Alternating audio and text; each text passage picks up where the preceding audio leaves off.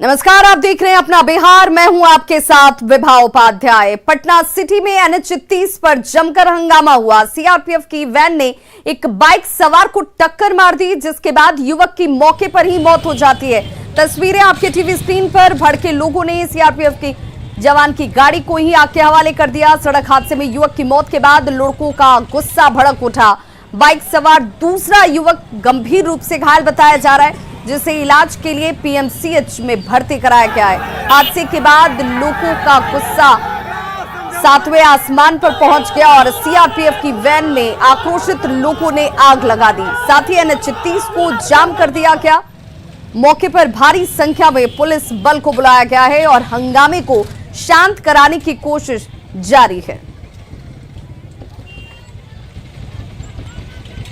तो सड़क हादसे के बाद लोगों के आक्रोश की ये आग इस वक्त आप अपने टीवी स्क्रीन पर देख पा रहे होंगे, जिसमें सीआरपीएफ के वैन को आक्रोशित इन लोगों ने आग के हवाले कर दिया।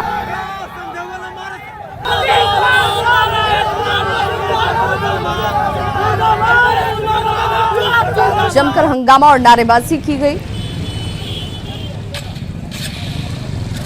बाइक सवार एक युवक की घटनास्थल पर ही इस हादसे के बाद मौत हो जाती है, जबकि दूसरा युवक गंभीर रूप से जख्मी है, जिसका इलाज इस वक्त पीएमसीएच में चल रहा है। कैमूर के मोहनिया में सड़क के किनारे खड़े ट्रक में अचानक से आग लग गई। ट्रक से ऊंची लपटें देख आसपास के लोगों ने फायर ब्रिगेड को इसकी सूचना दी, जिसके बाद मौके पर पहुंची फायर ब्रिगेड की टीम ने काफी मशक्कत के बाद आग पर काबू पाया। लोगों के मुताबिक ट्रक पिछले कई महीनों से सड़क के किनारे इसी तरीके से खड़ा था और अचानक से इस ट्रक में आग लग जाती है। धू-धू कर ये जो ट्रक है वो जल उठा और काफी मशक्कत के बाद फायर ब्रिगेड के लोगों ने इस आग पर काबू पाया है।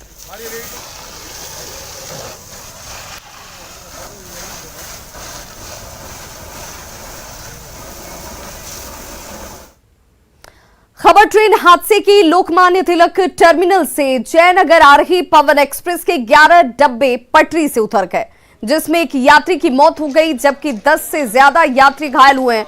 हादसा नासिक के पास लाहौवित और दिवलाली के पास हुआ। ट्रेन सुबह 11:30 बजे लोकमान्य तिलक टर्मिनल से रवाना हुई थी और हादसे के बाद तुरंत राहत और बचाव कार्य शुरू कर दिया गया। साथ ही 3 ट्रेनों को रद्द किया गया है जो इस रूट से गुजरने वाली थी, जबकि कुछ का रूट डायवर्ट किया गया। घायल लोगों का इलाज इस वक्त जारी है। साथ ही यात्रियों को लेकर दूसरी ट्रेन से भेज दिया गया। एक्सप्रेस है जो बॉम्बे से LTT चलकर जयनगर जाती है। ट्रेन नंबर 11061 11061 है और लगभग देवलाली पहुंचने से पहले लावेट स्टेशन पर था। लावेट डिपार्चर हो गया था और हमारे जो गार्ड मिस्टर KR चौधरी उसने रिपोर्ट किया कंट्रोल को 15:02 को कुछ कोच ड्रिलमेंट हो गया। जब इसका डिटेल इन्वेस्टिगेशन किया तो लगभग 11 कोच ड्रिलमेंट हैं और उसमें ऐसा कोई इंजरी नहीं हुआ। अभी तक कोई ऐसा रिपोर्ट हुआ है। एक का जो माइनर इंजरी है, जो पैर में फ्रैक्चर हुआ, जो गेट पे बैठा हुआ था और वो चीज का भी सेफ है।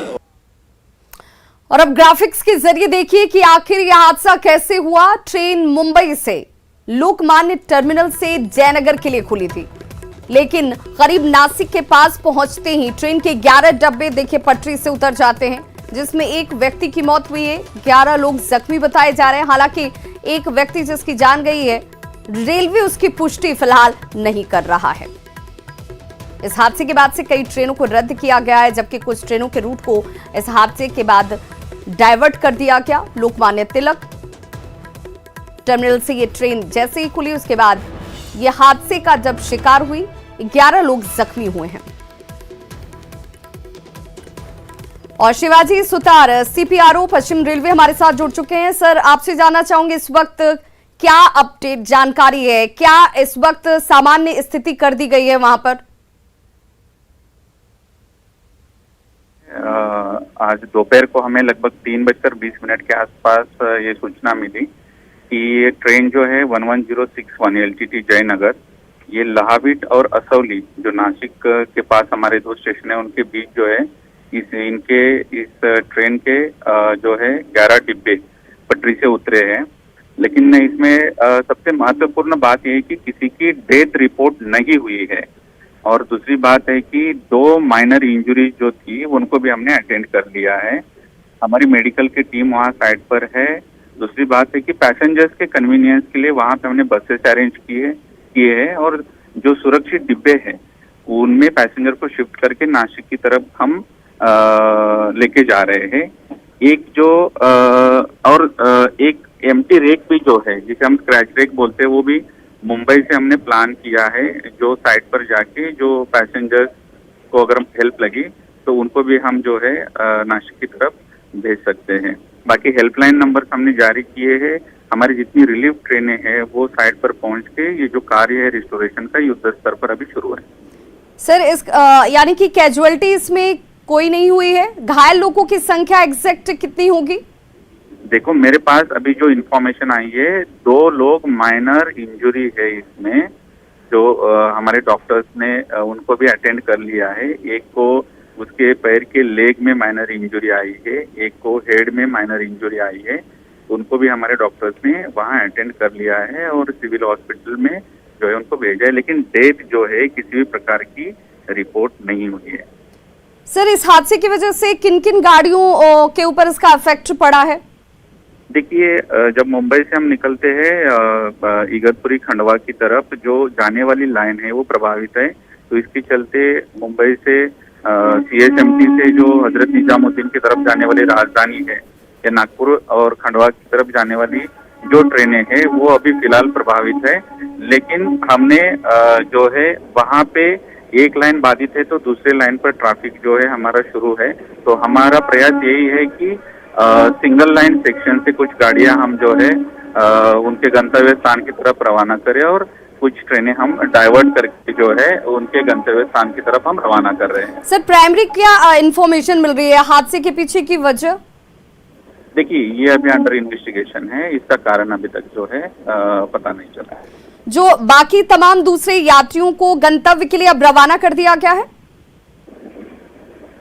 देखिए जो ट्रेन में स्टैंडर्ड पैसेंजर्स है, कुछ लोगों को हमने बसेस अरेंज किए, कुछ लोगों के लिए जो सुरक्षित डब्बे मैंने बताया, इंजन के बाद जो 6-7 डब्बे हमारे सुरक्षित है उनमें भी जो है स्टैंडर्ड पैसेंजर्स हम शिफ्ट कर रहे हैं और उनको जो है सुरक्षित जगह हम लेके जा रहे हैं। इनको ले जाने के लिए व्यवस्था के तौर पर क्या व्यवस्था की गई है? बस से या फिर दूसरी ट्रेन की व्यवस्था की गई है? दूसरी ट्रेन की भी व्यवस्था की है। मुंबई से एक जो है ट्रेन हमने 6:05 के लिए साइट के लिए रवाना की है। साथ ही साथ जैसे मैंने बताया कि जो सुरक्षित डिब्बे हैं जो पटरी से उतरे नहीं हुए हैं उन डिब्बों में भी इन लोगों को जो है शिफ्ट करके हम नासिक की तरफ लेके जा रहे हैं।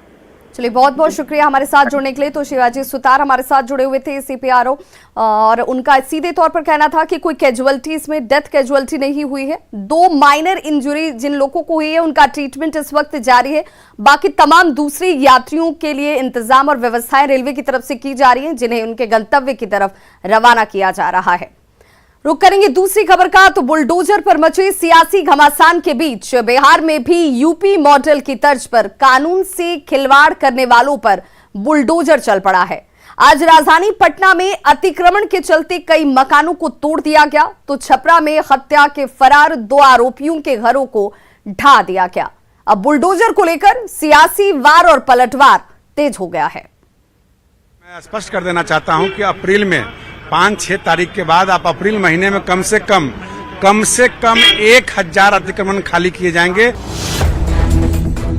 बिहार के भूमि सुधार और राजस्व मंत्री राम सूरत राय का ये बयान 25 मार्च का है, जब उन्होंने बिहार को अतिक्रमण मुक्त कराने की बात कही थी। मंत्री जी के ऐलान के ठीक मुताबिक अप्रैल महीने की शुरुआत में बिहार में चल पड़ा है बुलडोजर, चाहे राजधानी पटना हो या छपरा। ये तस्वीरें राजधानी पटना की हैं, जहां बिहार विद्यापीठ इलाके में अवैध मकानों और दुकानों पर प्रशासन ने रविवार को बुलडोजर चलाया। हालांकि इस दौरान मीडिया को कवरेज से रोकने की कोशिश भी की गई। अतिक्रमण हटाने के दौरान लोग प्रशासन की टीम से उलझ पड़े, बहस भी हुई और न्यूज 18 के कैमरे पर भड़ास भी निकाली गई। आरोप है 24 घंटे पहले तक नोटिस नहीं दी गई। ये मौलाना साहब की जमीन है, मौलाना मुजलक साहब की। इसमें मतलब दौलस्ती मतलब विद्यापीठ द्वारा जो मतलब इसको धांधली के द्वारा खाली कराया जा रहा है। अब ये तस्वीर छपरा की है, जहां यूपी सरकार की तर्ज पर स्थानीय पुलिस प्रशासन ने अपराधियों के खिलाफ बुलडोजर का इस्तेमाल किया है। छपरा के डोरीगंज इलाके में हत्या के फरार आरोपियों के घर को स्थानीय पुलिस ने बुलडोजर से तहस नहस कर दिया। आरोपी पुलिस की चेतावनी के बाद भी सरेंडर नहीं कर रहे थे, जिसके बाद ये कार्रवाई की गई। विधिवत जो है न्यायालय से वारंट निकलने के बाद इश्तेहार चिपकाया गया, उसके बाद भी वो सरेंडर नहीं किया और गिरफ्तार भी नहीं हुआ। उसके बाद जो चल असल संपत्ति की कुर्की की कार्रवाई है उसको की गई है। वैसे कानून तोड़ने वाले अतिक्रमणकारियों और अपराधियों के खिलाफ यूपी मॉडल की तर्ज पर बुलडोजर के इस्तेमाल पर बीजेपी के नेता उत्साहित हैं, तो जेडीयू इससे सहमत नहीं। उपेंद्र कुशवाहा कहते हैं, अपराधियों पर सख्ती बरतने के दूसरे तरीके भी हो सकते हैं। जिस प्रकार से अपराध नियंत्रण उत्तर प्रदेश में हुआ है, स्वाभाविक रूप से उस रास्ते को बिहार में भी अपनाना पड़ेगा। बुलडोजर तो हर अपराधी के घर पर चलना ही चाहिए। जो अपराधी अपराध करके अपने को समझता है कि हम फ्री हो गए, उन पर तो नकेल कसा ही जाना चाहिए। अपराधी एक परिवार में कोई व्यक्ति हो सकता है, अब उस घर में अगर 10 लोग हैं तो पूरे घर को बिल्कुल बुलडोजर से ढहा देना, यह हमको लगता है कि कहीं भी दुनिया में ऐसा नहीं होता होगा और होना भी नहीं चाहिए। वैसे बिहार की सियासत में योगी मॉडल को लेकर मचे घमासान के बीच अवैध अतिक्रमण और अपराधियों के घर पर बुलडोजर चलाने का जो सिलसिला शुरू हुआ है, उसने सियासत की कड़ाही को तो गर्म किया ही है। क्राइम कंट्रोल पर बिहार में बुलडोजर को सियासी हथकंडे के तौर पर भी देखने की कोशिश की जा रही है। न्यूज़ 18 के लिए छपरा से संतोष और पटना से संजय और आनंद अमृतराज की रिपोर्ट। बिहार विधान परिषद की 24 सीटों के लिए कल वोट डाले जाएंगे। वैसे तो मुख्य मुकाबला एनडीए और आरजेडी के बीच ही है, लेकिन महिला वोटर्स की बढ़ी संख्या मतदान को रोचक बना सकती है। सभी पार्टियों की ओर से जीत के अपने अपने दावे किए जा रहे हैं।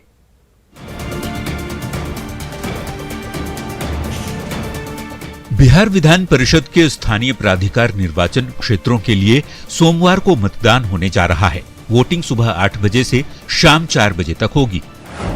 24 सीटों के लिए हो रहे एमएलसी चुनाव में कुल 534 बूथ बनाए गए हैं। राज्य के कुल 1,32,116 मतदाता 185 प्रत्याशियों के भाग्य का फैसला करेंगे।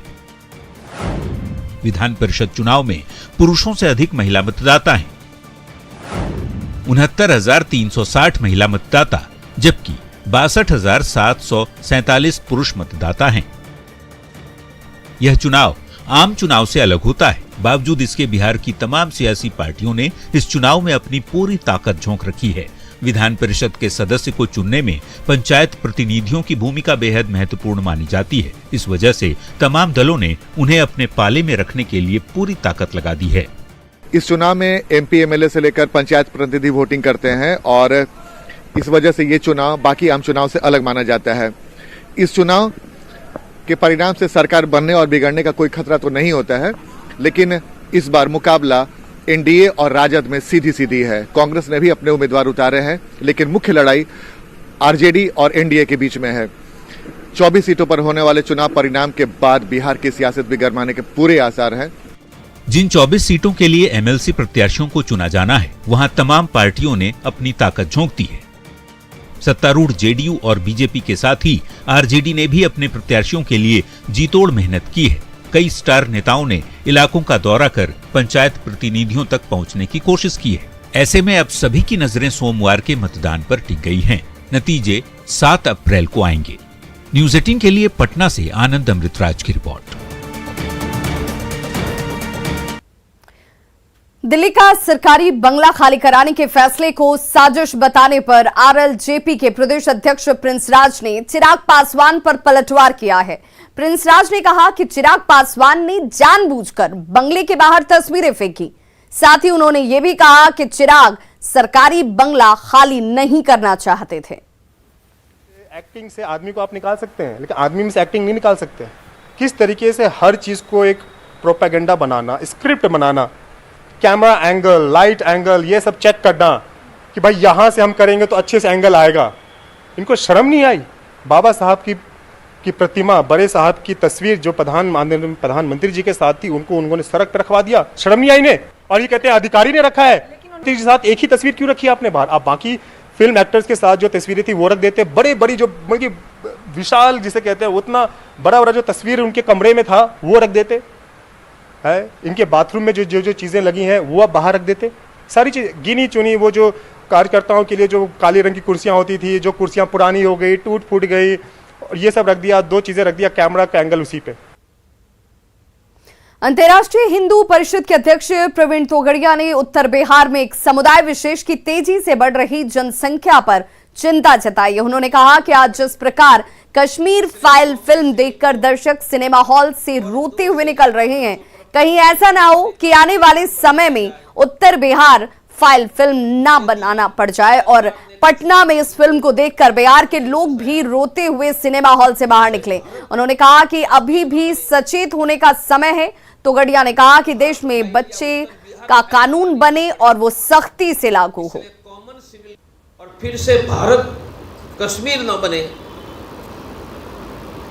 भारत फाइल या उत्तर बिहार फाइल बनानी न पड़े, इसलिए कॉमन सिविल कोड और 2 से ज्यादा बच्चों पर प्रतिबंध लगाने का कानून बनाया जाए। यदि सरकार ने 2 से ज्यादा बच्चे पर नियंत्रण करने का कानून नहीं बनाया तो उत्तर बिहार कश्मीर बनेगा। और जैसे कश्मीर फाइल देख रहे हैं, फिर पटना में उत्तर बिहार फाइल देखकर रोते रोते बाहर निकलेंगे। वैशाली के महुआ में जहां मस्जिद पर लाउड स्पीकर लगाने को लेकर 2 समुदायों के बीच तनाव हो गया। हालांकि स्थिति बिगड़ने से पहले ही मौके पर भारी पुलिस बल के साथ एसडीपीओ और एसडीएम ने पहुंचकर दोनों ही पक्षों को शांत करा दिया, जिससे मामला बढ़ने से पहले ही समाप्त हो गया।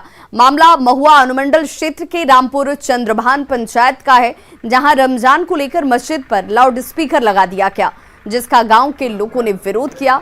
इसके बाद मामला तनावपूर्ण हो गया और इसी बीच प्रशासन की टीम मौके पर पहुंची और मामले को शांत कराया।